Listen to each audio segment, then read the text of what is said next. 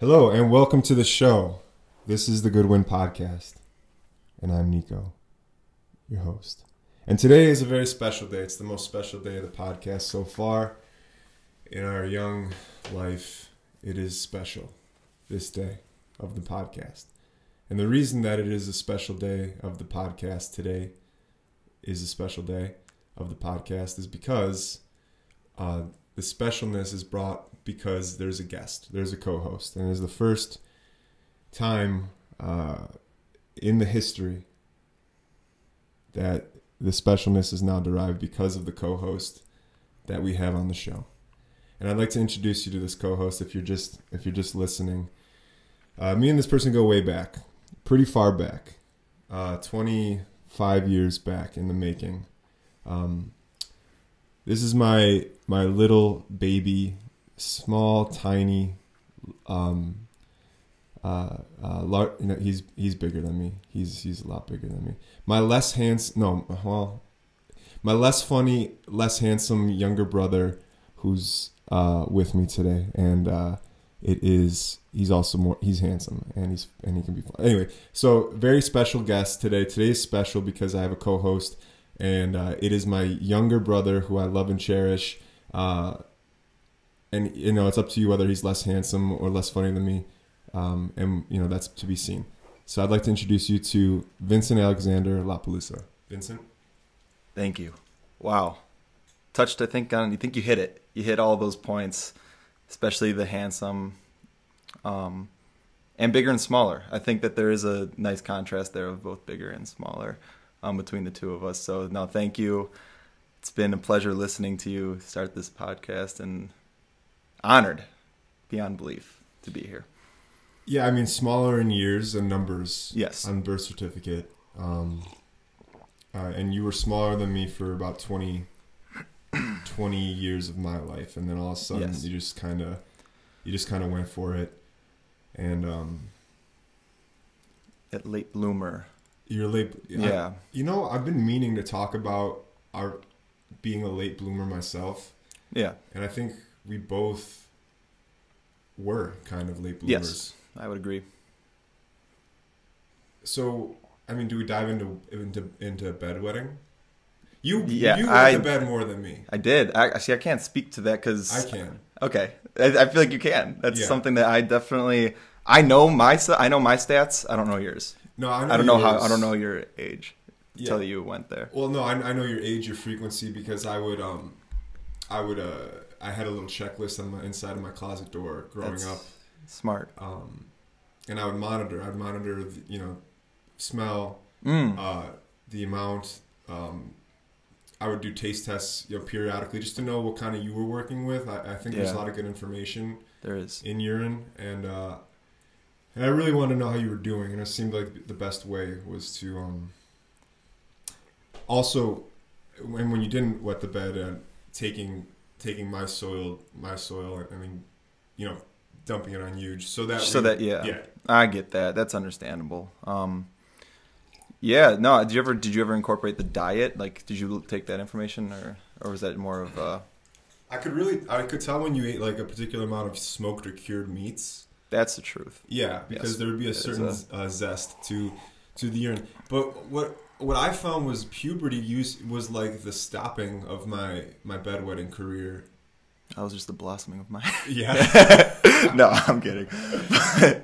Well, there's two guys in the world. There's guys who wet the bed when they're younger, and then there's guys who wet the bed when they're older. I can realistically say I think since hitting puberty sophomore year of college, I have not wet the bed once. That's that was second puberty or first puberty? That's hard to say. I guess just based on, because I think first puberty is when you can ejaculate. So second puberty. It was your second. That was my second puberty. Yeah. Yeah, something about turning like 15. It just kind of dried up the well, and I don't know what. Yeah, I can agree with that.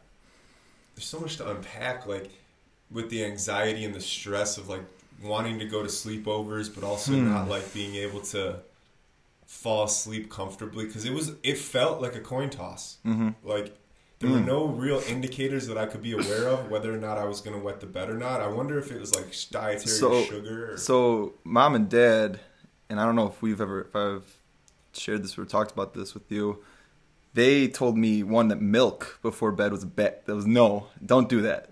So don't have milk before bed, or else guarantee 100% you're gonna wet the bed. Okay. 2. And we were a skim milk household. Which skim milk to die for? Yeah. I think I got cancer and almost died because of the skim. I blame exclusively skim milk. That's scientific. But Overvoice was good. Sorry. Yeah. Side note. That's yeah. Did mom and dad ever give you those pills? The bedwetting tablets? No. Go ahead. I'm ready. Those no idea what I remember of them. Actually, I have vivid memories of taking them at Camp Ed's because that was the most high anxiety time. Camp Edwards. This is the perfect time for a tangent. Yeah. Camp Edwards, for those who don't know, we went to a Catholic middle school, St. Mary's, Buffalo Grove, and we didn't go to Washington, D.C. in 8th grade. We didn't have... so our trip was we went to a YMCA overnight camp in 7th grade. Yeah. And we spent a weekend there pretty much... what did we do? We tasted owl pellets. And we played capture the flag. I had a pillow fight. Someone got drop kicked. I remember that specifically. Yeah. Like it was a. There were you got put into snowball cabins, fights. Yeah. And then you had like prank wars between the cabins. People would set up like 1,000 cups on the floor, or or stinkweed. That was a big one. Mr. Lewis guided us towards stinkweed. At least our year. Yeah. And we would wrap them in bags and throw them into the other cabins. And it smells. Stinkweed smells rancid. Smells rancid. Yeah, and as the late bloomers, like 7th grade still meant that there was that 50-50 toss-up of wetting the bed. So when I went there, it was like, 3 days, like 3 nights, like 50-50 chances. I'm probably peeing on one or something. And that was your situation. And that was my situation.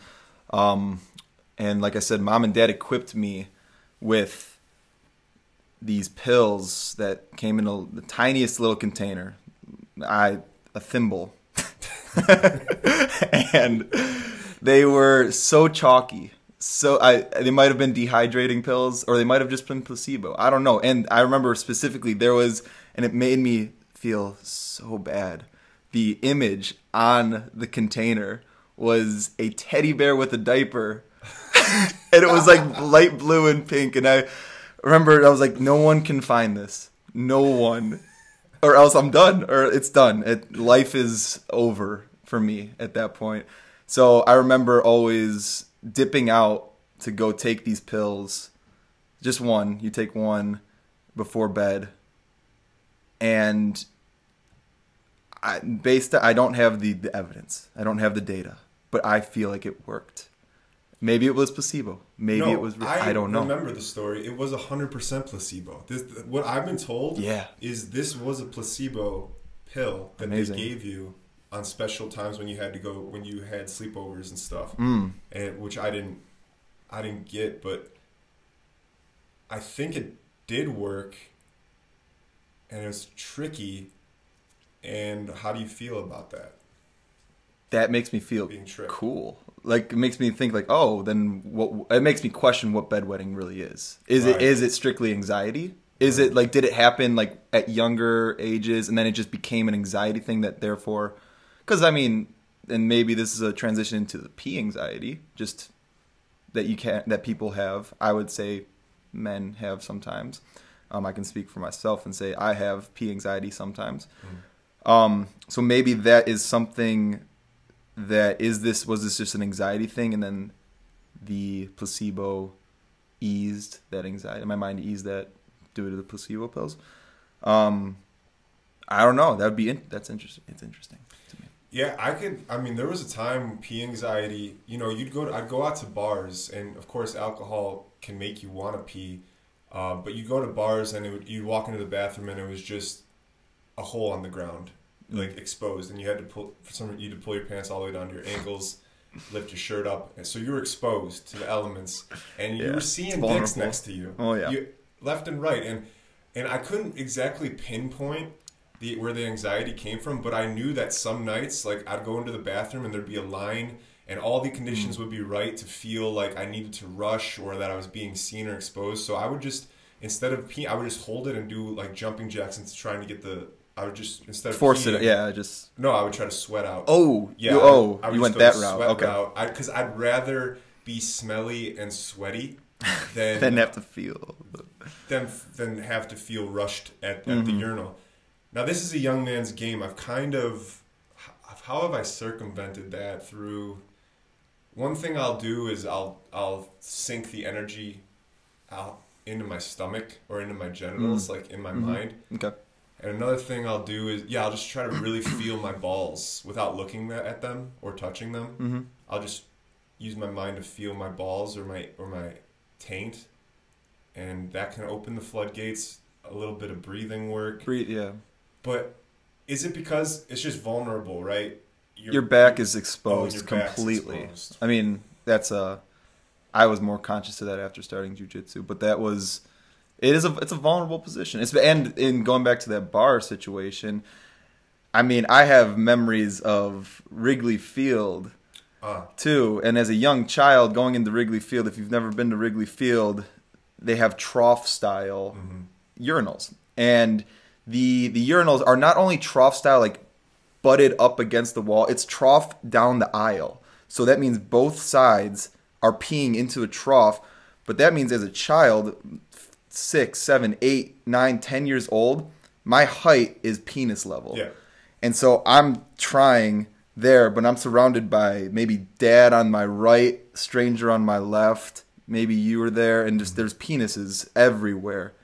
And all just peeing. It was, it's a thing. I think 6 years old, 7 years old is urethra height, is roughly urethra height. And what you didn't elaborate on was the troughs at Wrigley Field were like this stainless steel, so the splatter effect. Oh yeah. Like not only were you closer to dick level, but you were also closer to the trough. So the splatter effect, you're basically washing your eyes with other men's urine, and that's why we're a stronger generation than the generations that are going to come. Because I don't get that. Yeah. Have you heard of urine therapy? No. So there's it's super. Damn it, I don't remember. But basically, people drink their pee in the name of medicine. Oh. There's like books called "You Make Your Own Medicine." There's books called like, I can't think of a pun, but basically drinking your own pee, how to do it, when to do it, and I dove into it a little bit because I was looking at all sorts of ways to heal without doing the chemotherapy. Yeah. And doing urine therapy was part of it. So for those interested, you're supposed to drink the first pee of the morning, because that's after you sleep is when all the growth hormones are just like secreted through the kidneys and liver, etc. So the first pee in the morning is your most potent, and you can drink it. You can put it on your skin. Some people say it's acne stuff. It has like a certain amount, the uric acid in it. I think that'd dry you out. I did it. So, and people flush their eyes with it. That's why. So I tried all this shit, and there's two things I've gathered from it is you can really taste coffee, and it's not that bad. Taste coffee, even the first one, if you haven't had coffee, like if you had, had coffee how long yesterday. How first long? Pee of the morning. What I started to realize was I could like smell it as I'm peeing. As I was peeing, for some reason, I became more in tune with what was leaving my body because I had made a commitment to drink it, and the first time drinking it is like difficult, as you can imagine. Yeah. So warm. But like it's that bad temperature in my opinion. Like a tea, I like it hot, like or iced. Mostly like if I'm drinking a hot tea, I like it like 140. I think is like a good body temperature, 97.6. It doesn't do it for me. It's getting to that really really shitty lukewarm. Like not for me. So that's kind of how I imagine that. urine. So yeah, Wrigley Field as a child was basically forced urine therapy. Forced urine therapy. Yeah. Definitely at least the splatter. Maybe a little bit in the mouth. Mm-hmm. You could take. There was a taste that kind of lingered with you the rest of the day. Yeah, Chicagoans are tough, and they have notoriously good skin. And they eat a lot of beef and sausage, so there's a lot of cured meats. Cured meats, and like going back to kind of what you said earlier, just the spiciness in your urine from the cured meats really enhances it. Yeah, I think looking, maybe if you've never stopped to notice your pee, you don't have to drink it. Maybe dab a little bit on your on the beard. Well, beard, like a beard oil. Yeah. Is that the same? No. Huh. Beard oil and urine. Again, I feel like it has a drying effect. Again, I can't speak. I have not done this, so. You are a chemical engineer, so for those who don't know, Vincent you're a water treatment specialist. I am a water treatment specialist. That is, yeah. I feel like it's your civil responsibility to drink your own pee, or the pee of the community. Pee of the community. I'll start maybe with mine. I think we're gonna wrap up the pee portion of this, but I do want to say one more thing. Okay. So I did a ayahuasca ceremony some years ago, and I had heard that I knew about this urine therapy, and I'm like, oh my God, I can kind of have my own batch of medicine. So I brought a jar to the ceremony, and the next morning I peed in the jar to save it. Oh. And I'm like, okay, I'm going to bring home this medicine. And there's people that get into like aging your urine, and so I'm like, okay, I peed in the jar. I'll save this for a rainy day or for a time where I want to pray. Maybe I'll be able to reconnect with the medicine, kind of have my own little experience. So I put it in a jar. I put it under my sink, and I kind of forgot about it. Well, I came back, and it looked like a tapeworm. But I don't know if it was a tapeworm, because it didn't have its own movement. Like, I don't know what a tapeworm really is, but it was a long, thin, it looked like DNA, super, like on a way larger scale. It was like white and like, picture Alien. Oh yeah, I'm there. The first creature, like, and I'm like, I don't think I should drink this. So I still have the jar, and I wonder what no, I'm just kidding. Oh. But I haven't drank it, and I don't think I am. So what's your take on that? First off, where did that one come of my from? Urine talk. It's just a product of urine talk. Yeah, you said that you wanted to add one more thing before moving on from the urine talk, and that was the one thing. So first off... Oh, no, I'm saying, where did the tapeworm... Oh, where did the tapeworm come from? Yeah. Oh, I thought you meant this conversation. Pee is sterile. Dude, that's... like I was going to say, first off, one of my biggest bugaboos are parasites. Parasites gross me out. And tapeworms, just the idea of that really grosses me out. So this story is traumatizing for me. Yeah. But where did it come from? Yeah, if pee is truly sterile... I guess was it a sterile jar? How was the jar's integrity?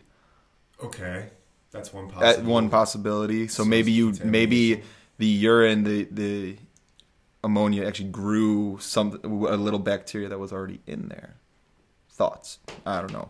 Or you produced this. This is your child. This is your baby, and you need to nurture it and take care of it as your own, which seems more logical to me. Yeah, I probably won't. Okay. I'll probably offload that. Yeah, that's smarter. Yeah.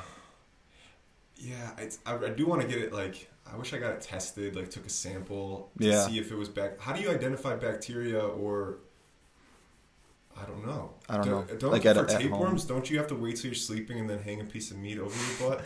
That's the raw meat. You know what I'm talking about, right? I do. Yeah, I do.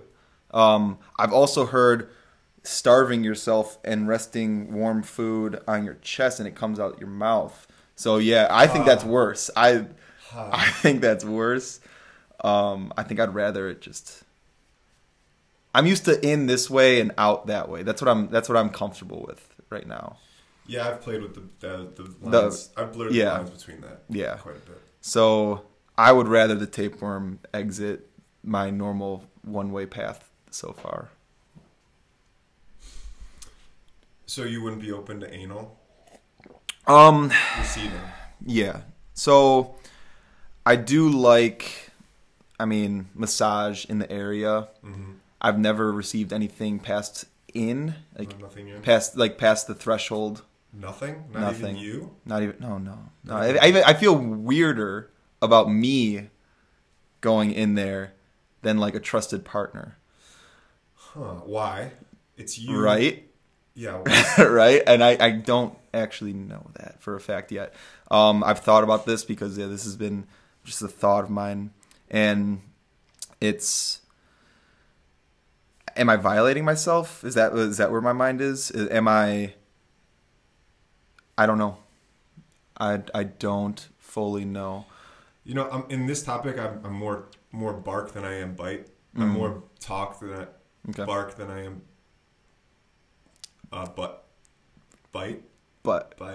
bite. And but I have, I've been in the shower. My favorite herbal essences, conditioner. Got on my finger. I'm like, well, may as well. Yeah, Yeah. And conditioner, not shampoo. Conditioner tends to be a little smoother, but the water silkier. Does this weird thing. I talk about this sex in the shower thing. Yeah, dude, it dries out. It dries. It's not lubricating. I thought sex in the shower was the apex of sexuality from 13 to 26. 22, whatever. It's 13, 14, 15, 16, 17, 18, 19, 20, 21, 22-ish.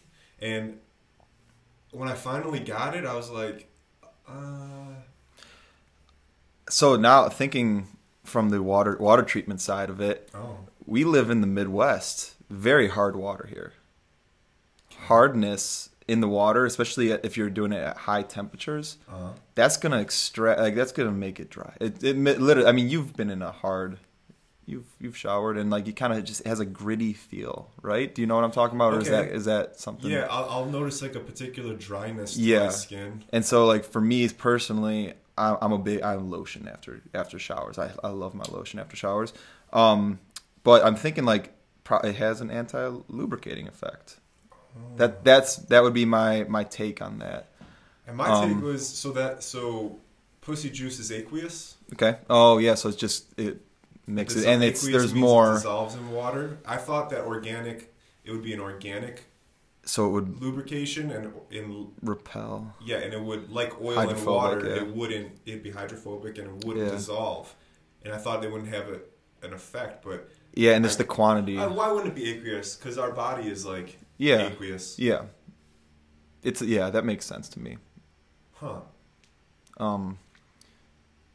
But so you took the lotion or the conditioner you. Yeah, I gotta say probably the first time, 15, 16, something. I remember that, it was at parents' shower back in the day. A nice shower back in the just day. Didn't even, maybe a half a fingertip. Okay. And since then, this is all talk. I haven't done the full, I'm thinking maybe anal beads and you work your way up. That's probably and see if I like it, because I've had the massage, the Peruvian massage, which has led to a certain type of sexual experience that's been really nice, but I haven't had the penetration element. Yeah, and see, I don't know. I think I would, like I said, in my mind, I feel more comfortable with a human hand, a trusted human hand first, not a full hand, finger. Let me rephrase that. A finger for a trusted partner's human finger first, then maybe work towards, like you said, the beads Mm-hmm. I don't have any interests in like being pegged. That's not of interest for me. Right. With plenty of room to grow because we're so young. Yes. I'm 25. I'm 25. I'm a young sprite in this world. Young 25. Young 25. So it's, yeah, definitely room to grow. I'm not going to. And I feel the opposite. I'd rather put a bead in my own butt than let anybody else near there bead my butt. That's cool. Yeah, growing up, I feel like there is a certain rigidity that comes. I should maybe have started a little bit. I don't know. This isn't important. No, it's not. Well, it could be if you want to make it important. Yeah. But it's not. Should we start over? Scratch everything that we've said past 30 minutes. So what are you working on? What's like mentally, not even like abstractly, what are you working on? I started the 21 Days of Abundance meditation again. Oh, you did? Like, I'm on day 10. I just did day 10 this morning. Oh. That's been nice. So I started, so let me back this up a little. For those of you who don't know, which I imagine is every listener, I had knee surgery 2 months ago. No, 6 weeks ago. 6 weeks ago, I had knee surgery, and I was informed by multiple people, you, I think, being the first, and then like the physical therapist, to take in some meditation as part of the recovery, along with physical stuff. So I started meditating, and then I decided to do the 21 Days of Abundance again, and it's been nice. I'm actually doing it with my girlfriend, so it's been really nice doing it with another person as well. And I don't know, like, just the act of like the very first thing, doing it in the morning, I've noticed, for instance, this morning I noticed when I woke up I was super foggy in my mind. Very, very foggy. And I don't know, probably just maybe a post-hangover effect from Thanksgiving 2 days ago, and just a little bit of dehydration. And I, afterwards, and this is something I've just kind of picked up in these last 10 days, I've been trying to be conscious to the feeling before and a feeling right after. And afterwards, I have a burst of energy to be productive, as well as a clear focus on what I need to do for the day. Which, wow, if that's the only thing that comes out of this, heck yeah, I love it. It's awesome. And it's a 15-minute meditation. I haven't been super on top of the tasks that go along with that. Okay. I've been majority focusing on just the act of meditating 15 minutes in the morning, very first thing. And like I said, it's given me a nice kick to push my my day forward. Yeah, who does that meditation again? Deepak Chopra. Yeah, it's a 21-day meditation. There's a guided meditation that's about 15 minutes that's a part of it, and then there's like some tasks that you can do, that you're to do as like homework. And the tasks can be like early on, they're like, write down all of the debts that you have. Write down a list of people who inspire you. It could be like, draw what abundance means to you. Things like that. And I found it really nice while doing it. And I'm sure there's a resonant effect. There's like a ripple effect to doing stuff like this that carries on. But I find that these meditations are like, they're for the moment. They're like for the actual time. And even though this one was focused on abundance, specifically in the form of money, I think one of the meditations is like, I deserve to have money. Like, building your self-esteem and saying things like, yeah, I deserve to have money. If I was given money, I would know how to disperse it through my community in a way that produces health, wealth, and happiness. Things like this. And by getting yourself to say those things, which I've talked about before, you may not feel it, but there's a time where you will feel it, and it feels like it validates the whole practice. And, I think maybe if I just did the 21 day meditation over and over again for the rest of my life, that would almost be, there'd be value in that specifically, like to show up for something every day. Mm-hmm. Not to just do the 21 day abundance meditation and be like, oh, well, at least I'm done now. Yes. Accumulating abundance. Yeah. That's actually been the thought too for me is, what is past this 21 day? I'm a big, when it comes to meditation, I like guided ones. Maybe it's because I'm not, it's like you said, it's showing up for something. And like by doing it, I'm showing up for this app on my phone, for the audio on my phone. Whereas when I've tried to meditate continuously just myself, I find I fall off easier than showing up for something. So what's the structure of meditating by yourself look like? Sitting still and being quiet? So it usually starts with a little bit of journaling. Oh, okay. Then after I'm done journaling, I just sit still, be quiet. And a lot of times I would get into, when I was the most productive at it, or I felt the most productive at it, I was like repeating a mantra of like who I am or who I want to be.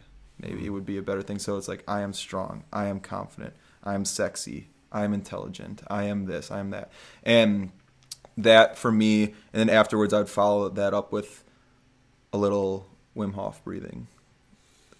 And that, again, same kind of concept where I would be kind of ready for the day then. Like that was a nice start for my day.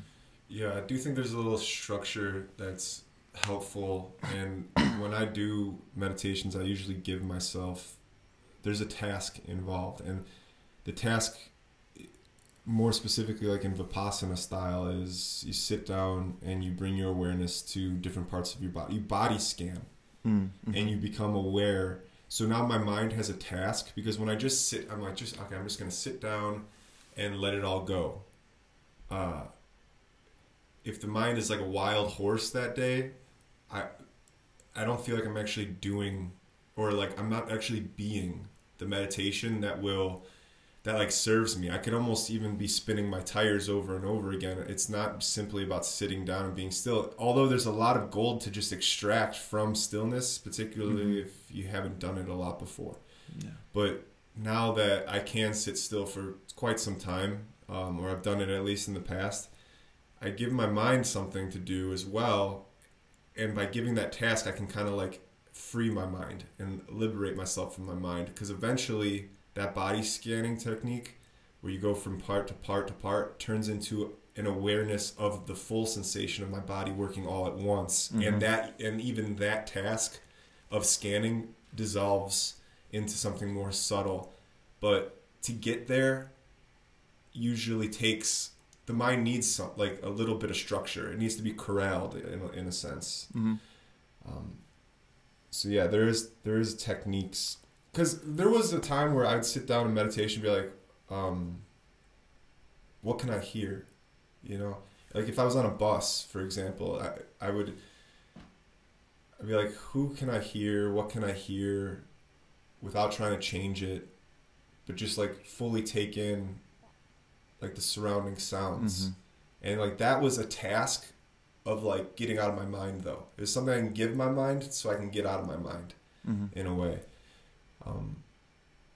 But like an aimless, taskless meditation, it's too hard, especially if you're a beginner, which I think you've fucked with this stuff a little bit now that you're not total beginner, but it's like, yeah, structure helps. Yeah.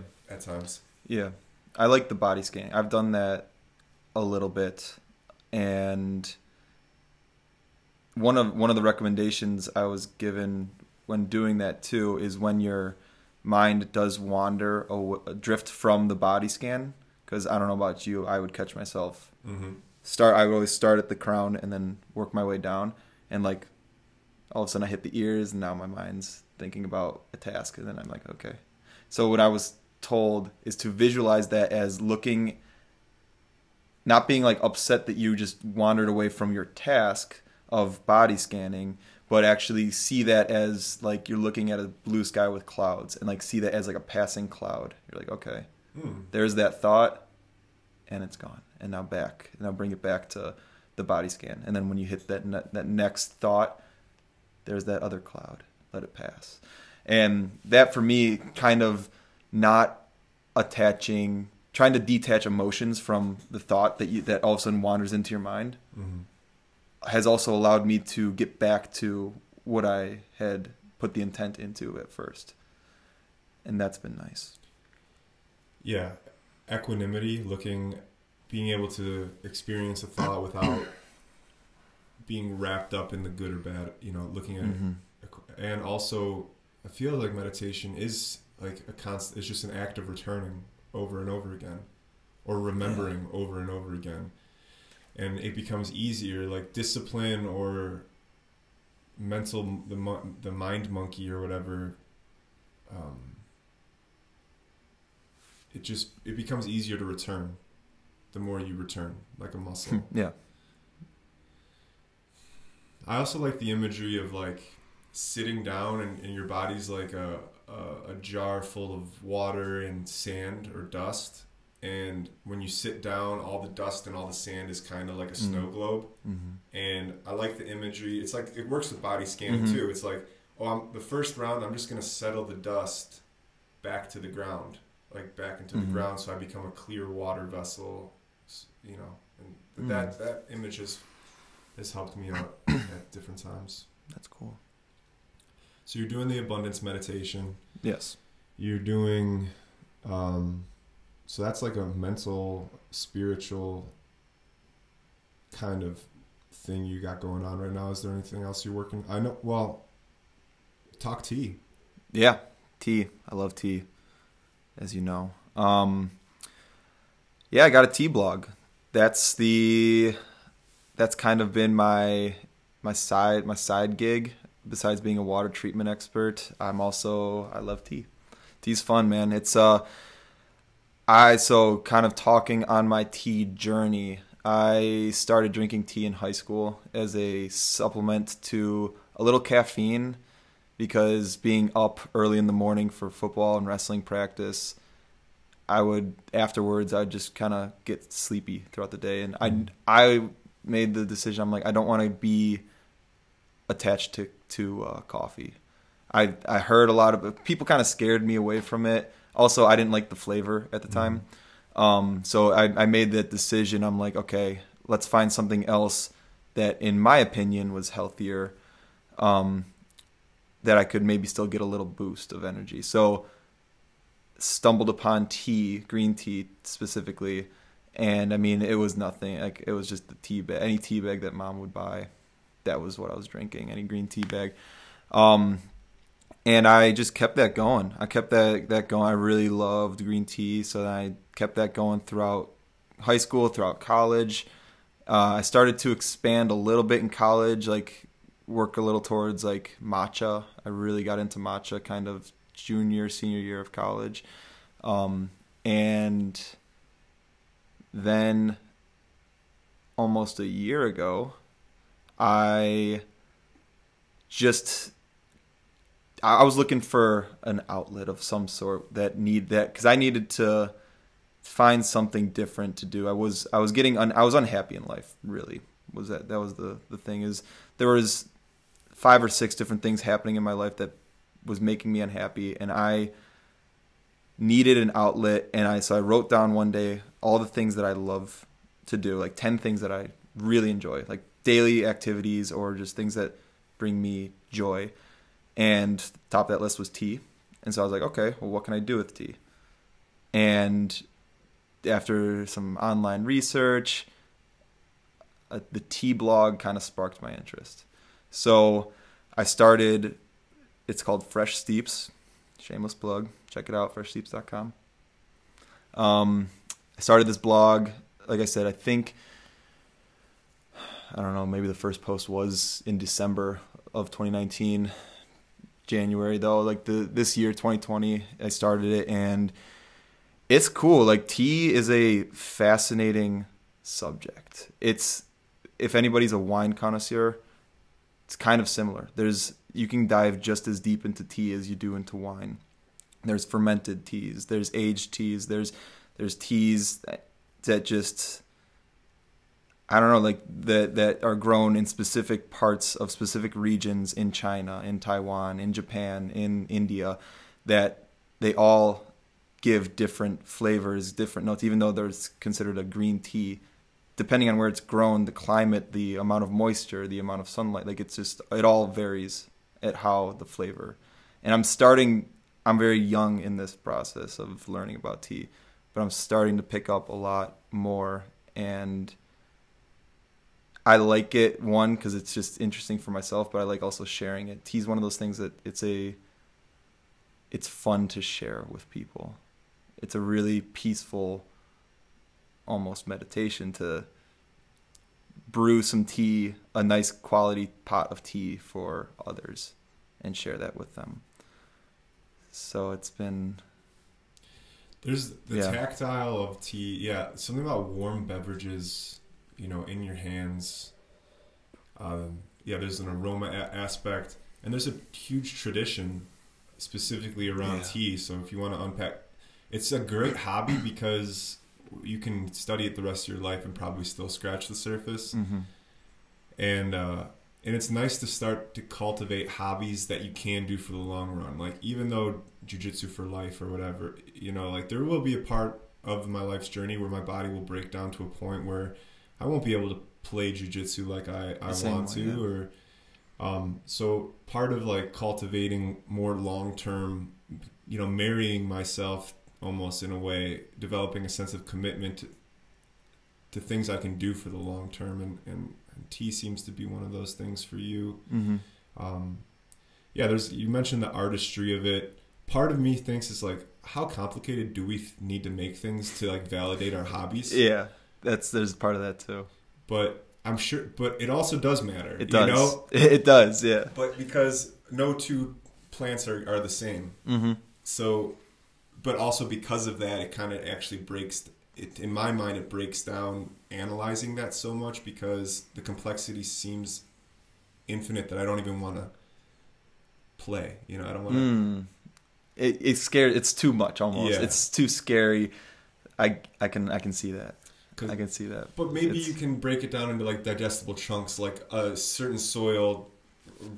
It has a certain flavor profile or something. Yeah. I don't know anything about tea really, other than the communal aspect that you pointed to. Mm-hmm.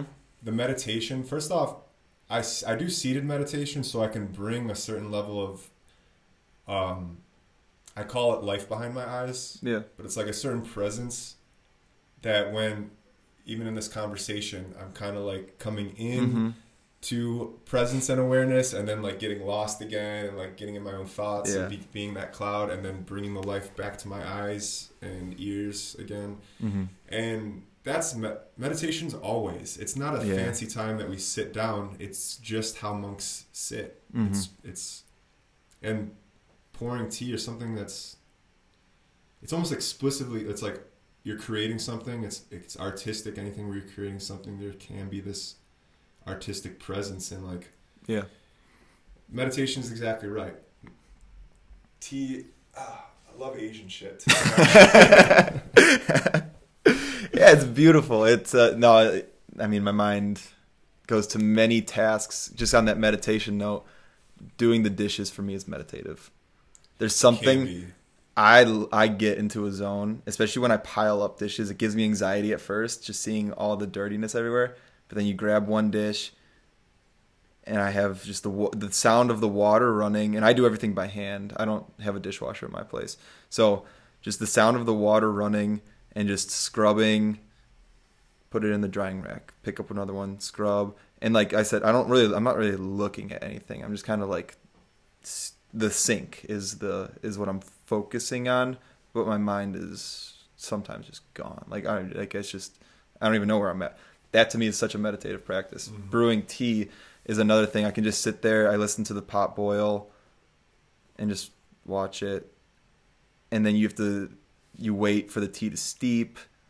And then it's like a 15-minute process kind of. and it's a nice 15-minute break from just like I'll be working and then I'm like, oh, I want some tea right now. I'll go up and take some 10-15 minutes out of my life just to calm. It's a break. Relax the mind, calm, get away from whatever I was just working on.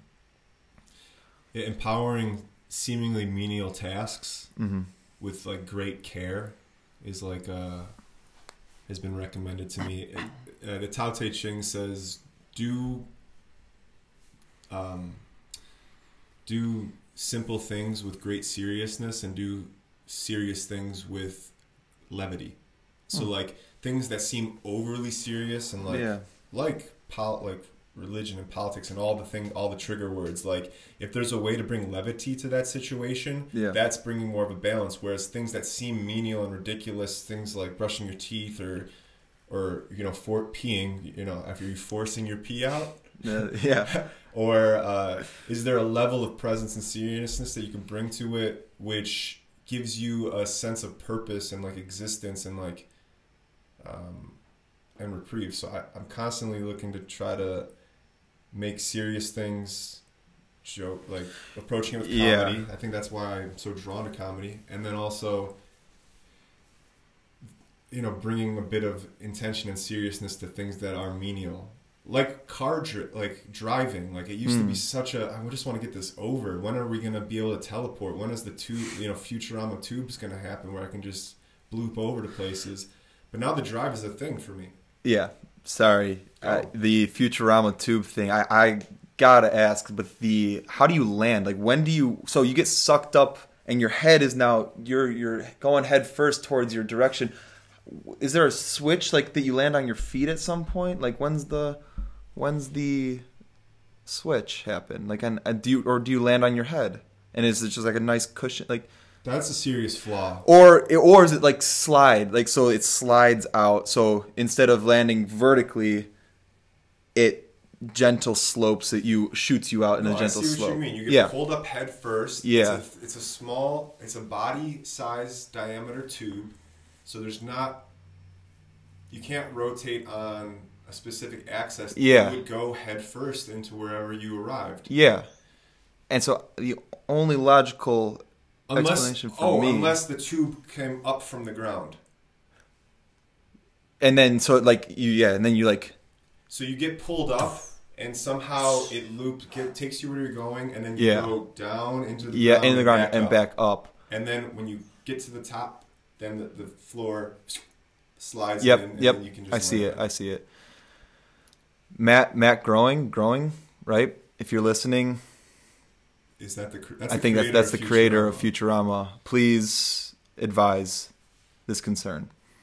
Yeah, that would be appropriate. I would like to know where the thought process was, because that's a serious. Why not just make a teleportation? I mean, tubes are funny. It's a comedy. Now, and I also don't know Futurama. Well, do they show?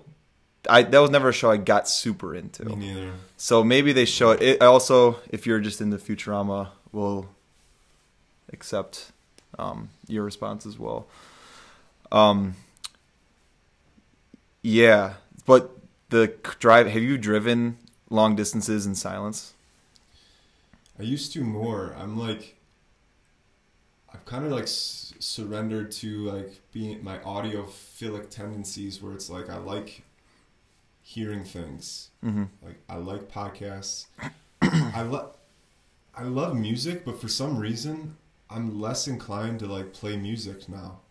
I listen to less music than ever, and I love music so much. I play more music now. I was gonna say, you're playing more music. But I don't over listen to music. I almost keep it special and sacred, and I'll just default to podcasts for some reason. Conversation. I remember being a kid and like Dad would put on talk radio and be like, "What? Yeah. The fuck? Right? Yes. Horrible. It's so boring. Horrible stuff. And now look at it. It's like, something about music has become more special, and therefore I don't go to it as often.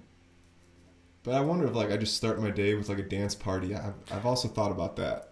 Been there. Been there. It's good. Bringing that back. Yeah, find some good playlists, and yeah, I've started my day, especially when I get up early to drive to like a customer. I will, if it's like 4 a.m. and I'm in the car, it's silence for me. For the first hour, I sit in just silence for the most part. Or if there is music, it's instrumental, calming music. Mm-hmm. That's been the best way for me to drive, because if I go right into anything else, like, it's too much for me. Whereas I do love music. I have waves of podcast music, or silence. And I have been listening. Yeah, recently I've been into a lot of music when it comes to long drives. I love when I'm, back in the music, in the music thing, and yeah, when you're driving, just driving, mm-hmm. like fully going in. Driving has become a secondary. It's like automatic. Yes. And there's actually like some safety in that, like where that autopilot actually. More like it's confidence. Like there's a confidence in it, and safer. But sometimes I'll just the silence, and I'm just driving. There's been moments where I'm like, holy shit, driving is so cool. Yeah, like I'm going 60, 70 miles per hour, like over the ground. This is so fucking. Even though I have a Honda Civic, hey, shittiest car. Hey, that's a good car. It's a good car. I love that car. And reliability, but it has the acceleration. I think in a 10-yard dash, I would beat the car with my body. 10, 20 yards. That's so true. I think I got it. Because it's got the not hybrid mode, but like that econ mode. Yeah. It's so slow. It's dangerously slow. If you need to like get past someone, you have to like brake and like just submit to it. Yeah, it's not. Yeah. What trips me out sometimes is I'm conscious to, especially if I'm on cruise control. And so when I get on cruise control, I take maybe this is not the safest, but I take my feet both off, or I take my right foot, instead of hovering, I just rest it on the floor. And sometimes I just think, like you said, about like if I'm going like on an interstate, usually that's when I'm on cruise control, 70, 80 miles per hour. And I feel my feet like right below that. And I'm like, this is how far off the ground? And that trips me out sometimes. Yeah. It trips me out. But it's cool though at the same time. It's really cool. And it's one of those things that's like in like the sun rising in the morning, it's just so easy to take for like it's all we've known. We've known is cars and automobiles. And like for some reason I just put together literally this is like I'm like, why is America? Was roughly the question. Like, why is America again? Like, why is it? And it's like, oh, automobiles. Yeah, actually, yeah. Like cars. Yeah. America. Like, what's American culture? Like, was a similar question. It's like, oh my God, oil, automobiles, like mechanics. That is like America. And now cars are throughout the entire world, and we have. Started wars off of keeping control off the oil supply, which is, people are like, where's our GDP come from? Because we're importing everything from China. Oil, yeah. That's... And then off the piggyback of cars has been cultural and like Hollywood somehow. And that's like a way that we've had social hierarchy or something in the world, has then been our... like... industry, cars, and then having that prosperity to create really cool movies and shit that the world likes. Dude, and even just, like you said, the industry, like the manufacturing lines that have now, having worked on a few of them, like, it's just crazy how efficient things are made nowadays. And like, the entertainment that's come from, I'm actually interested kind of in how cars have influenced the entertainment on a grand scale. I'm curious what your thoughts are. They're roughly the same, right? Like moving pictures are 1920. Yes. I think of like Metropolis, which is the first science fiction movie of all time. I think that was like 1930. So I'm thinking like moving pictures were roughly around then. And cars are what? Cars are what? I don't know. Fill some space. I'm going to look up the Model T. Yeah, so Henry Ford, he 1908. is... Oh, my gosh. October 1st, 1908. October 1st. Hey, congratulations. No, we're in November. Yes. I thought we were in Happy October. Anniversary. Happy anniversary. 112 years. Wow. So 1908. Yeah, by 1920, they were... Yeah, it was already popping. And yeah, they were popping Let at me that see point. when movies were. And yeah, those were... I don't know. That's interesting. That's cars and films. Oh, okay. Here you go.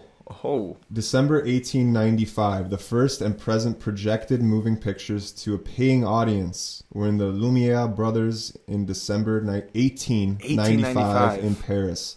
So 5 plus 8 is... That's one 13. Of those impossible addition problems. 5 plus 8? There's nothing to hold on to. Where did you get... Oh, see, okay, so that's an interesting thought. I had this thought this morning. 13, oh my God, 13 years after was the car. Yeah. That's something because I heard you talking about the... 13. Yep. But real quick note on the addition. So for me, you just did 5 plus 8. That makes sense. For me, I did 1895 to 1905. That's 10. Add 3 to get to 8. Oh my God! Right? I was gonna ask this morning to the people in the kitchen, and I didn't for some reason, but here it is.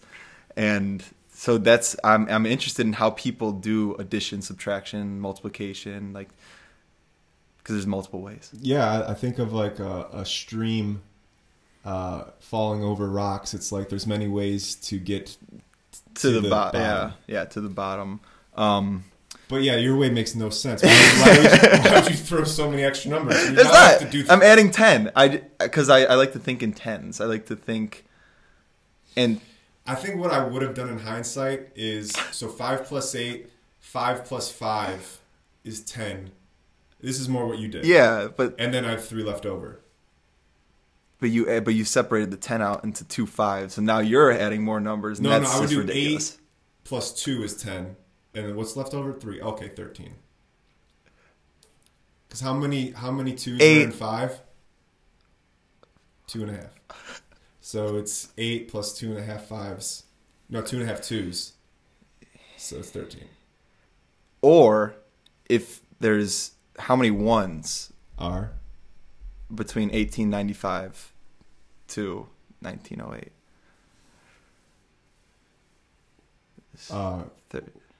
Well, there's 5 1s until the century mark, and then there's 8 1s after that. So then you'd have to do 5 1s plus 8 plus 1s. 8 1s. That's which is an impossible sequence. I think there's no harder addition than the 5 and 8. Something about that.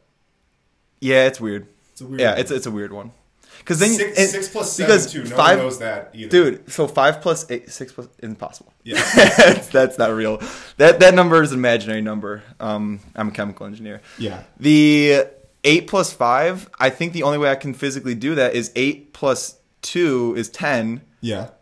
And then you have to subtract 2 from 5, which is 3. Yes. So then 3 plus 10 is equal 14. to 13. Oh. 13. 13. Yeah. Right? Because 1, 2, 3, 13. Mm-hmm. Yes. So this is good content. We need to get rid of that number. Yeah. Yeah. Not 13, but to 5 and 8s.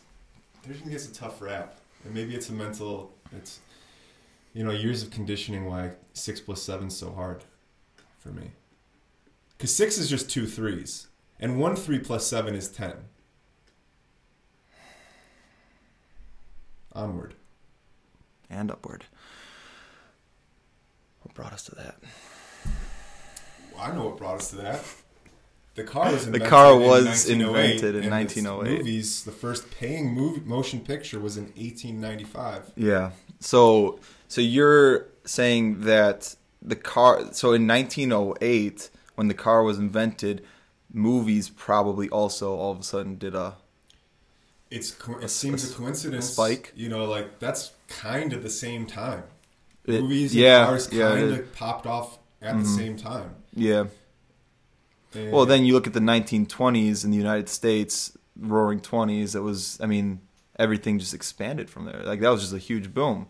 yeah, and cars and movies came up. Probably came up right before that, and it makes sense in a proper time before that, like 20 to 13 years before that.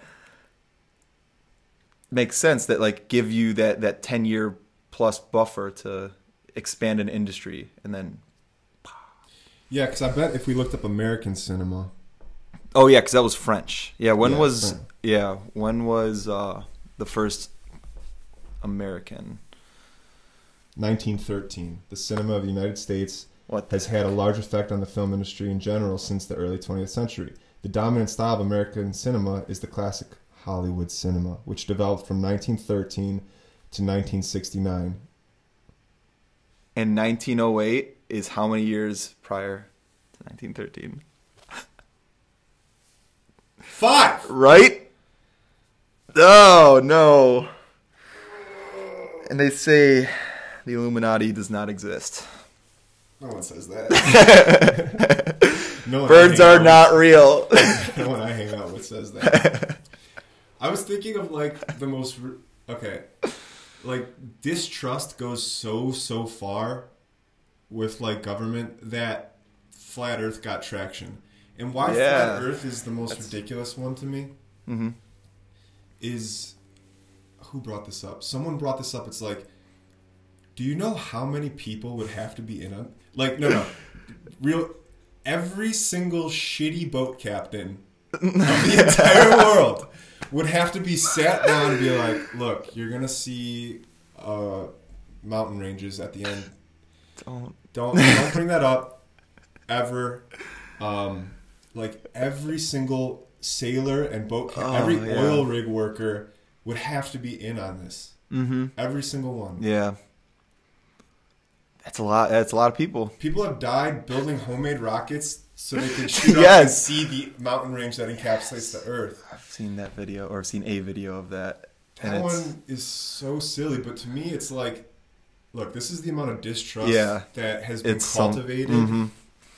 And like the slippery slope that's possible when you start to like really identify with your mind. Identify with the thoughts and these like... Yeah, it's crazy how it can snowball into something like that. Yeah, and it's a big following. It's a big following. Is it though? Actually, I don't know. I'd like to know the numbers. I think it's about 1,000. Do you know like 2% of all Twitter users are responsible for 60% of the comments? I've heard that on other podcasts. Yeah, me too. Everything I hear, I've heard before. There's no new things here. I think everyone knows that. I was saying, like, that popular series, Things I Wish I Knew About 30, I want to do, like, a video of people receiving, like, the video, and it's just, and every single video is like, oh, yeah. It's like, oh, I remember. It's like, I remember. Yeah. I'm giving nothing. No new ideas are being cultivated. When has been the last new idea ever? And not even just ours. I'm saying, because I agree with you. I don't think I've ever had a new idea. Yeah.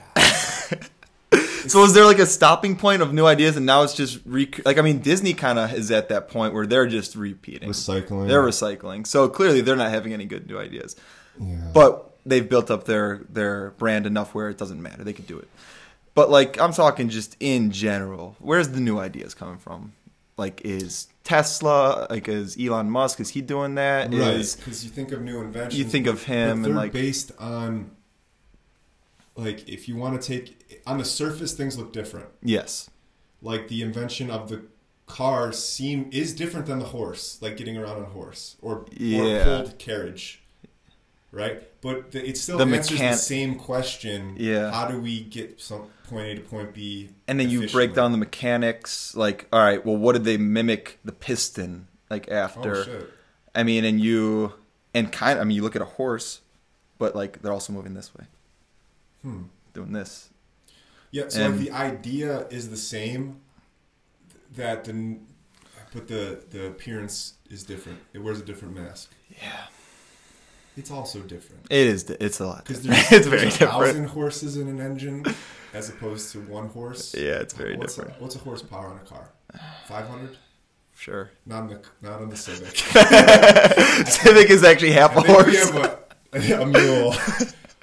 2 or 3 mules that have been working in coal mines most of their life. So great on mountainsides. Yes. Really sturdy. You can. The Honda Civic is. It won't fall over on its side. It's too flat. Right. To do that. It'll just slide down the. But it'll rest. Some days it'll just rest. And need that rest and recovery. Yeah.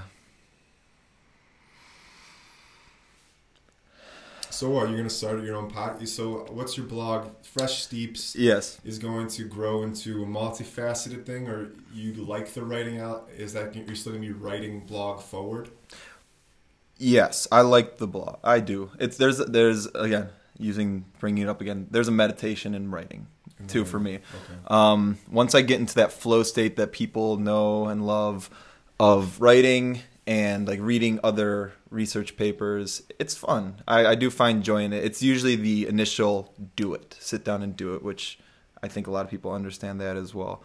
So yes, I like the blogging. I'm not going to stop doing that. And I am thinking of expanding, like you said, a multifaceted type thing. I think a podcast is a newer way of transporting the material of the blog. Yeah. Because there's people who love reading blog posts. Mm-hmm. I would say that podcasts, especially in the last 5 years, if not maybe even more, have exploded, and more people do it because more people are in cars, more people are driving. I know personally, I love listening to podcasts while I'm driving. Mm-hmm. So I think it's just smart, and it would be fun. It'd be fun to do. So I think that's a good route to go as well. I mean, and then the social media game's kind of fun. But yeah, I also don't want to spread too much. Just doing it all myself, it does get and then on top of it, working as my primary source of income. It's a lot, but definitely going to continue and try to supplement things here and there in doses until I feel confident enough to get in a routine of adding more about tea. Beautiful. Yeah. So everything you want to know about tea and more can be found at freshsteeps.com. Yes. And Instagram, freshsteeps. Yes. STEEPS. Mm-hmm. Check out the blog. Check out the social medias, TikTok, Instagram. Are you on Facebook? I am on Facebook. I would say check out the Instagram, check out the TikTok. Those I'm more active on. Facebook as well. The blog is, that's where you're going to get the most information, the most bang for your buck. And the buck is free because it's a blog. And, yeah. Great. Well, thanks for being here. Thanks for making this episode so special. You are welcome back anytime. I hope to do one maybe in the next 20 or so. Maybe we can get back on here. Yeah. And thank you so much. This has been The Goodwind.